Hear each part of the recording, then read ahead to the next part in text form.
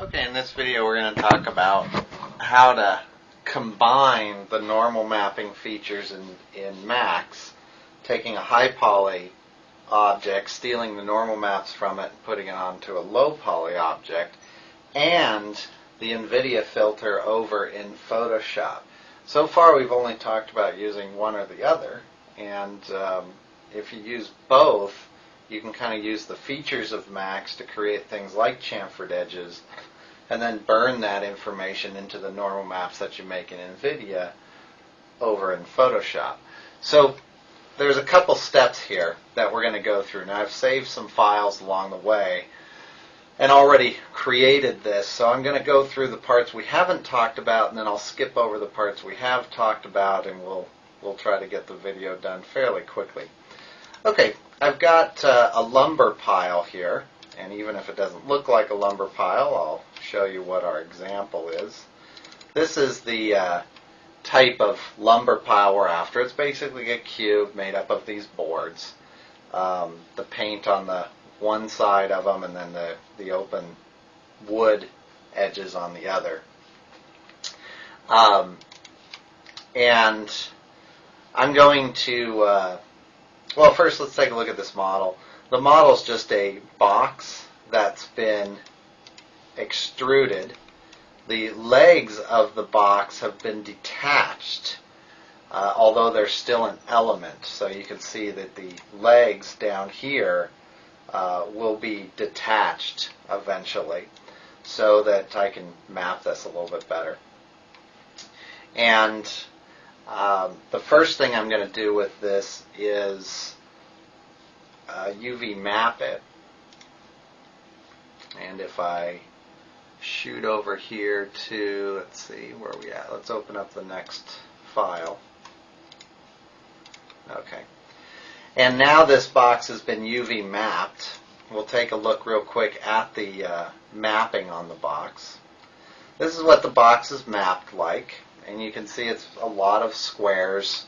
The bottom of the box down here where these legs are, or these planks that hold this wood pile up, have been detached. And to detach them, I've just selected them and I've gone down here and detached them as an element. So they're still all one object, but if I select them as an element, well, no, they're not attached yet. Okay, detached yet. Thought they were. All right, let's detach them really quick then.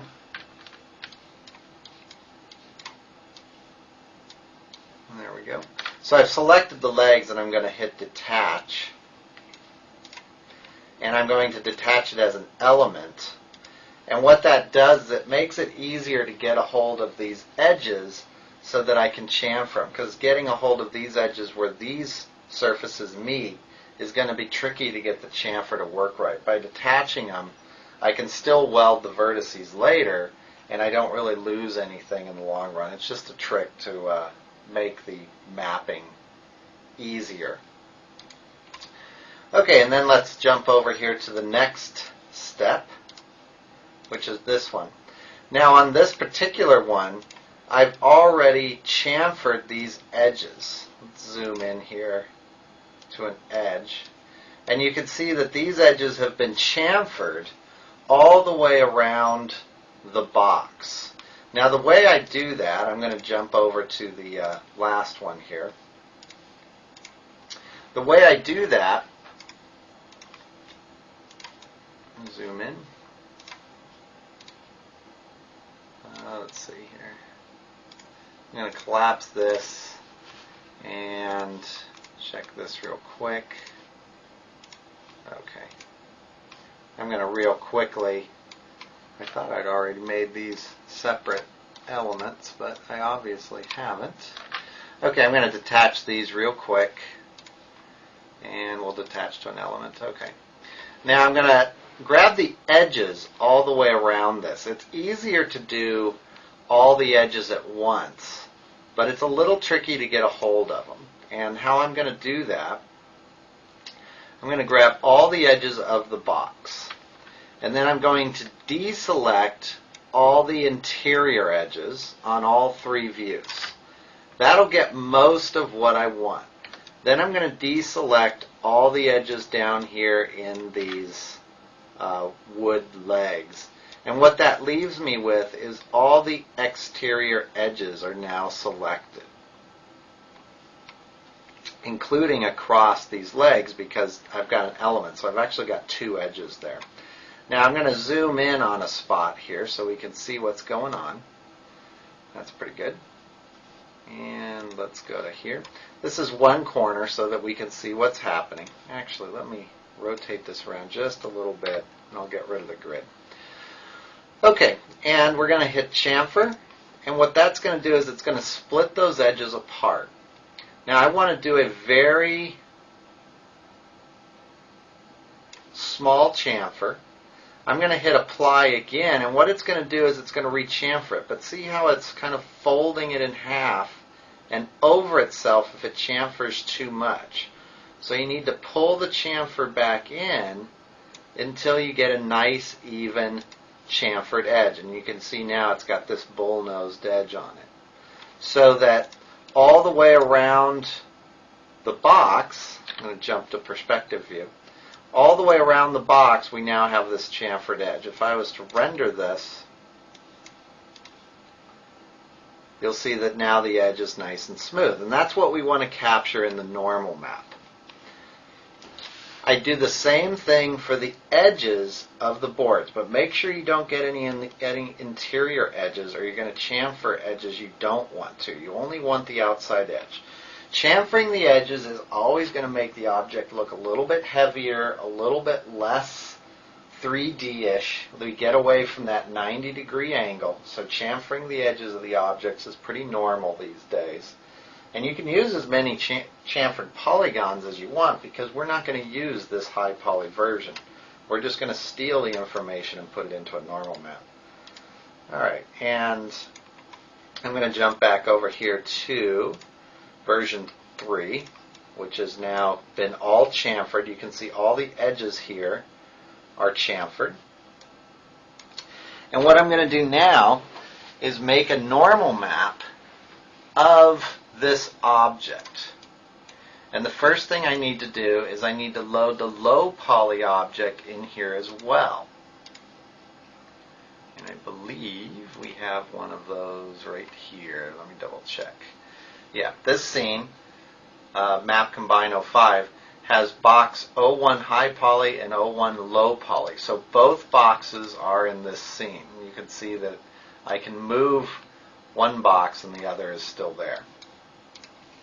Now this green cage that's around it is the projection modifier that's left over from the render to texture. And there is a video that comes right before this one on rendering to texture from high poly to low poly. I'm not going to go through all that here, but you can watch that video and it's the same process. It's the one with the mountains and the displacement bumping and setting the cage. All the settings that you would need are in that video. And that's how I've got this cage here. So if getting the cage is a little bit confusing, you're going to need to go back and watch that video that comes before this one. But here I've got my projection cage set up. You can see under Render to Texture, all my settings are set up in Render to Texture. I'm going to scroll through this screen slowly. If it looks like it died. There we go. And I'm going to scroll through the scene, set where you need to save it, and you can look at the settings that I've got here and copy them if you want. Under Pick, I've picked the high poly box. Under Options, I've set it to Tangent. And if we scroll a little bit farther down, I've used the existing channel. I've also kicked out a diffuse map with this. Now you don't have to do that. Probably not necessary for what we're doing, but if you want to kick out a diffuse map, you can. I should point out the sizes that are listed here are actually wrong. The sizes I've used eventually for this file were 512 by 512. So you'd want to set the size right down here at 512 instead of automatic. My normal map is output into a normal map. Let me click on the normal map here. There we go. It would be output into a normal map. And then I'm outputting it into the source, just so I have some place to view it. And when I'm all done, what I end up with is a normal map that looks something like this. And you can see there's no detail in here because I don't have any high poly detail. But these bull-nosed edges are normal maps. So I've taken those chamfered edges and stolen them from the high poly into a normal map. And my UVs have stayed the same. The UVs that I had originally were this, and my normal map has now kicked out to this. Again, you're going to need to watch the video that came before this to get the settings to kick the normal map out to the low poly object.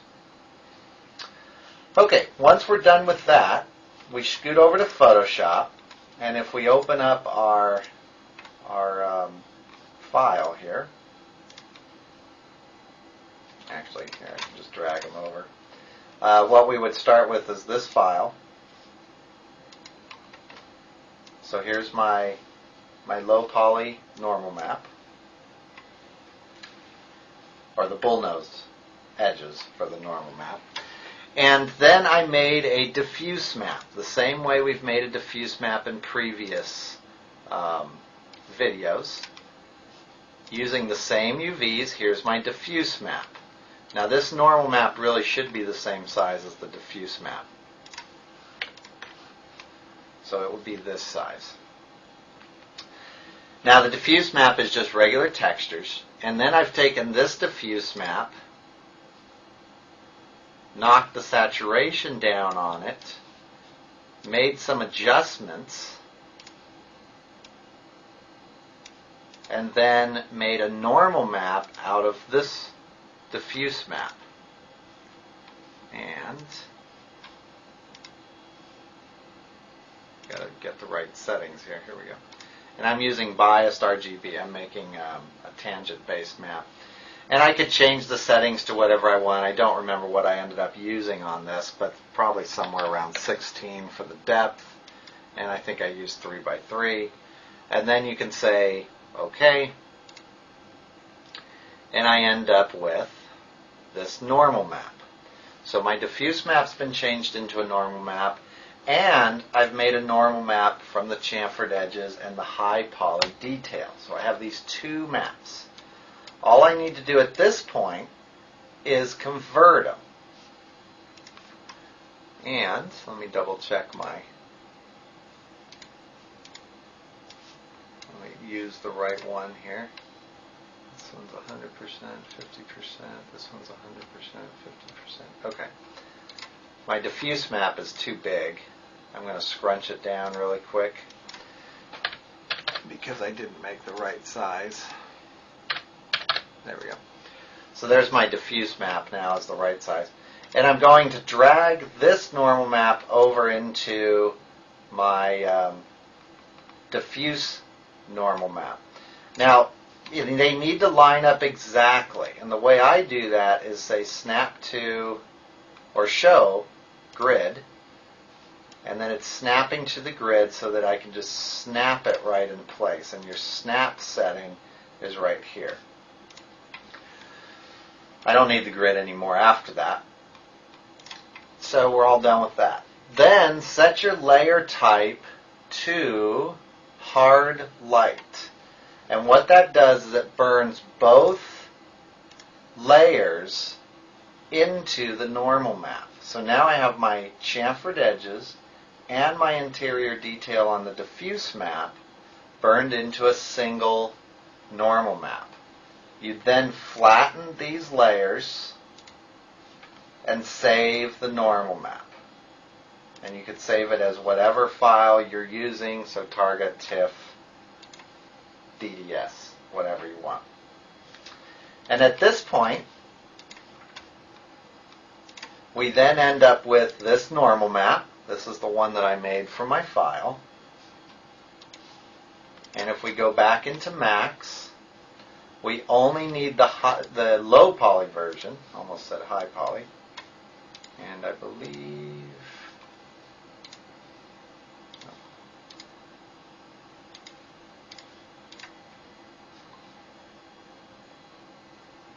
Okay.